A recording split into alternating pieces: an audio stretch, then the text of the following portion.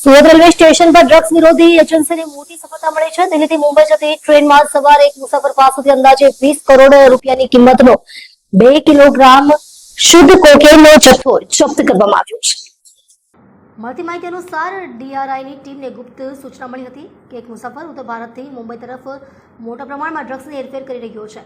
આ સૂચનાના આધારે સુરત સ્ટેશન પર ચેકિંગ દરમિયાન શંકાસ્પદ મુસાફરને અટકાવી તપાસ કરતા તેની બેગમાંથી 2 કિલો શુદ્ધ કોકેન મળી આવ્યું હતું। આ આંતરરાષ્ટ્રીય બજારમાં કિંમત રૂપિયા 20 કરોડથી વધુ હોવાનો અંદાજ છે। આરોપી મુસાફરની અટકાયતમાં લઈને પૂછપરછ હાથ ધરવામાં આવી છે। ડીઆરઆઈ અધિકારીઓના જણાવ્યા અનુસાર તેની પાસેથી ડ્રગ્સની હેરફેરની સાંકળ અંગે મહત્વપૂર્ણ માહિતી મળી શકે છે। આ જપ્તી ગુજરાત અને મહારાષ્ટ્ર વચ્ચે ચાલતી ડ્રગ્સ તસ્કરી સામેની મોટી કાર્યવાહી માનવામાં આવે છે। વધુ તપાસ ચાલુ છે। ડીઆરઆઈએ આ કેસમાં અન્ય સંભવિત સાથીદારોની શોધખોળ શરૂ કરી છે। સત્તાવાર સૂત્રોના જણાવ્યા અનુસાર આ ડ્રગ્સની હેરફેર આંતરરાષ્ટ્રીય સિન્ડિકેટ સાથે જોડાયેલી હોવાની શંકા છે।